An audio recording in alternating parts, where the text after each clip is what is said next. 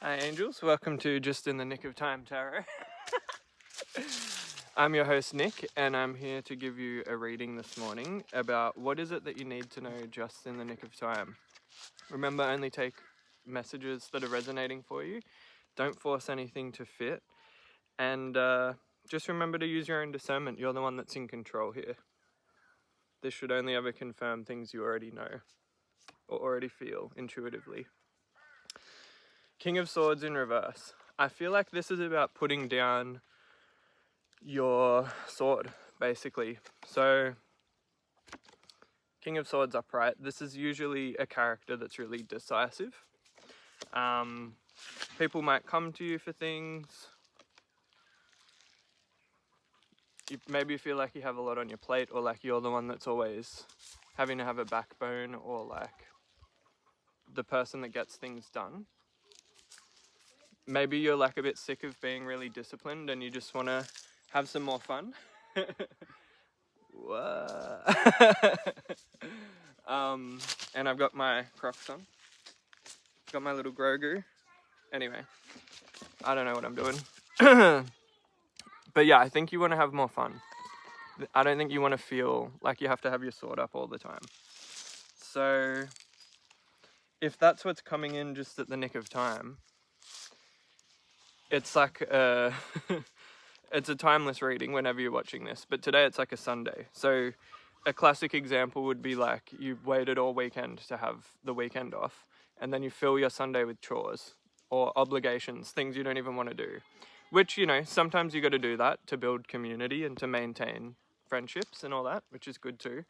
But if this is coming out just in the nick of time, it's like you need to have some fun today.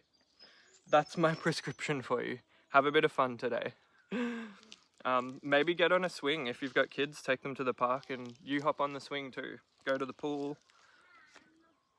Lots of reverse today. Temperance in reverse. So this is feeling like you're spiritually and physically aligned when it's upright. Temperance is someone who's got really good balance, work-life balance. So it's really just supporting exactly what we said before. So this card is basically your angels, your God, your spirit guides, your ancestors asking you to have a bit more fun. It's really that simple. It'll help everything come together better. Like if you create time to have fun and you're not so disciplined all the time, like don't hold a sword over yourself. I think that's really the message. We're conditioned and trained to feel like there's always a sword hanging over our head. Like you've got an assignment due, you've got a deadline at work, and all this pressure to like do things all the time. And there's never any pressure for you to have fun. And I don't think that even makes sense, but I'm here pressuring you into having some fun today. If that's what you need, maybe that's what you need, right? Like there's always someone that's here to pressure you into doing more things. But who's ever out there telling you just to have some more fun? It's me today. So, ooh, little bug landed on my nose. What else do we got? Four of Pentacles. Clinging on too tightly to money and material gains. Really, this whole message is so, so on brand. Like, you're being too disciplined with yourself. Your work life is out of balance. And you're clinging on too tightly to material possessions and forgetting that it's all just a game anyway. What do you need the money for? Like, obviously everyone needs more money, but are you actually happy? Even if you have all of this money, they don't look that happy, you know? That's a classic bit of advice though, like money can't buy you happiness. That's like, not really what I'm saying, although it is, but like, maybe you need to spend a little money. Maybe you've been clinging on too tightly and saying things like, oh, I'll have fun when I get to my holidays, or if I just earn a bit more money, then I'll have fun, or I'll feel safe enough to have some fun, to take a weekend off. But just think of all those people on their deathbed that are like 444 on the timer, that are like, I wish I had more fun. I wish I realized my job wasn't important. I wish I spent more time with my family. I wish I made more of an effort to connect with my children. Like, you know, that's really just me reminding you, or spirit reminding you with the 444, like, the true abundance in this life is the connections you have with other people, with yourself, and with your purpose. So a big part of your purpose, I'm hearing, is just to enjoy your life with your family. It really isn't any more complicated than that. We like to complicate things with our humanness, but it's just a simple truth. We're here to just enjoy each other's company and make this world our own Garden of Eden, really. Two of Cups, the lovers. It's about a beautiful relationship. I always see it as, not always, but more often than not, I see it as a union with yourself, with your inner self, with your higher purpose, with your authentic self, like really loving everything about yourself, even the uncomfortable parts or the things that you wish you were doing differently or would change. But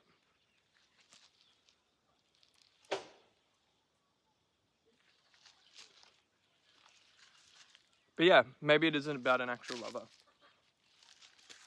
I've been talking about spending time with your family. So maybe it's a reminder to spend some time with your partner too. Because when you have kids and stuff, you just end up... I feel like I should stop swinging. It's probably like making you dizzy or something. It's easy just to get into work grind mode in your own family and feeling like I've just got to get the kids to soccer. I've just got to get dinner on the table, like, and all of that's very real and valid, and you do have to be kind of disciplined to make sure all of that doesn't fall apart. But just make sure you're also making quality time together to hang out, and don't turn your like family into another bit of work that you have to do. Is sort of how that's coming through, that energy. It's like clinging on too tightly to the version of a happy family you have in your head, but it's not something you should force, you know.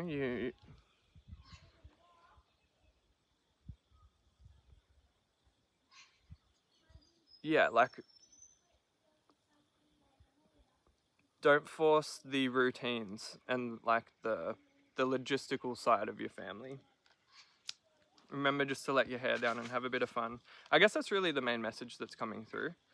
Hanged man on the bottom of the deck. So maybe you feel like, and it's upside down actually. So, but is it upside down or are they standing up? I always kind of liked that card because you can't really tell. Feeling like a bit of stagnancy. I just feel like it's just really the vibe of like getting to the end of the year, having a lot on your plate, just wanting to get to the summer holidays or to the Christmas winter holidays if you're in the northern hemisphere. But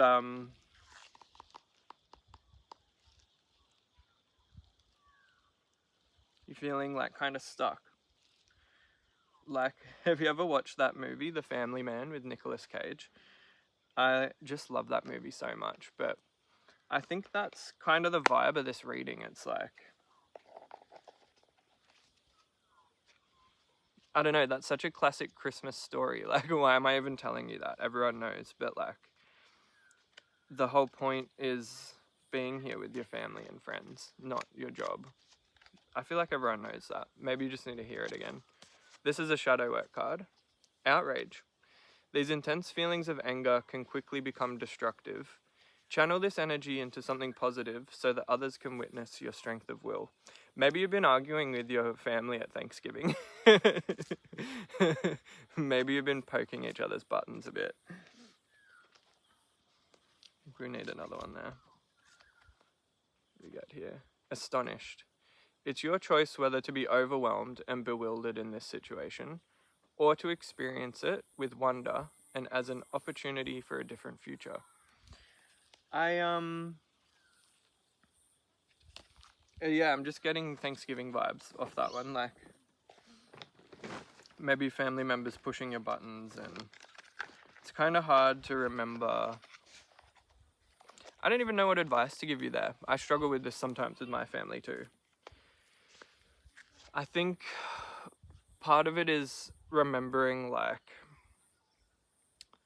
they are the way that they are because of what they've been through as well. And think about all the times in your life where you were in a situation or a relationship or a job and you couldn't see what the truth was in your own life. And then apply that to everyone else you know. There's so many things that we're blinded to in our own lives. Margot. Rustling around on the plastic. I was trying to get it out of the video. But there she goes, drawing attention to it. Hey, can you stop that? It's noisy. Come on. You gonna say hello? Come here. Come here, darling.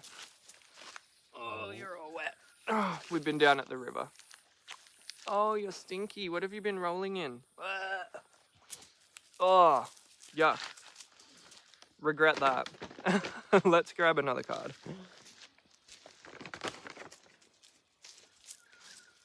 Sun's healing with the angels. Also, if you're still here, we're the Earth Angel Collective. Group of people that want to heal ourselves, help each other heal, and heal the planet. Make the world a better, kinder, safer place for each other. And if you're here, you're one of those people.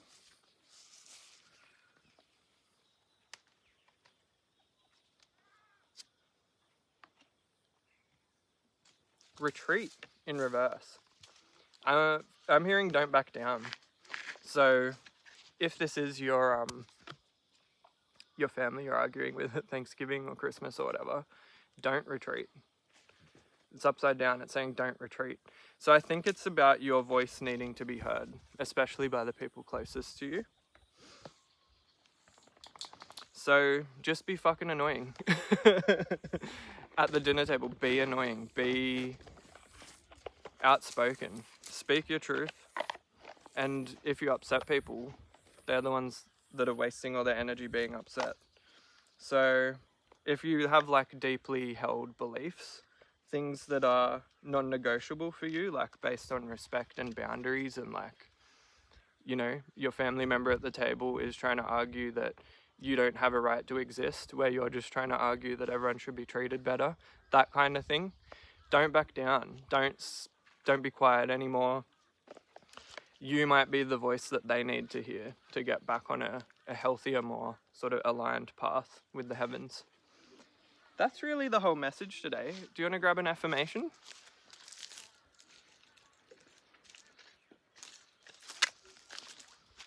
Can't have some shadow healing without some affirmations, I think. Want to stay balanced in that sense. Well, I'm wishing you all the best getting through this holiday period, if any of that stuff resonated. Just remember that other people's opinions aren't more important than your own, in your own head. I am driven to be annoying for what's right. I am trusting the universe. There is a plan.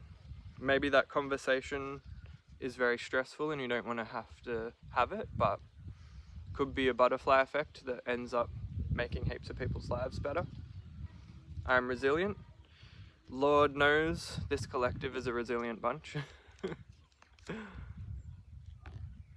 I'll put myself first today. There you go. And as always, use your own discernment. If you don't want to have that argument, if you don't have the energy or if it's going to make you crumble, then don't do it, obviously. But if you can get in the mindset of, no, I'm just going to be annoying, and I know what's right for me, and I know what I believe, and I know that I'm not going to stay silent anymore. So if you can vibe with that and you have the resilience at the moment, that's a bit of guidance. Like, be a voice of reason, be a voice of hope and of light and of change. And then just remind your family that you love them so much. 14:44 on the timer. And the only reason you're being so outspoken is because it's coming from a deep place of love. Whereas theirs is probably coming from a place of fear if they're trying to convince you to hate someone or a group of people or someone else's way of life. That's coming from a place of fear and not a place of love. But earth angels are always coming from a place of love. Bye guys.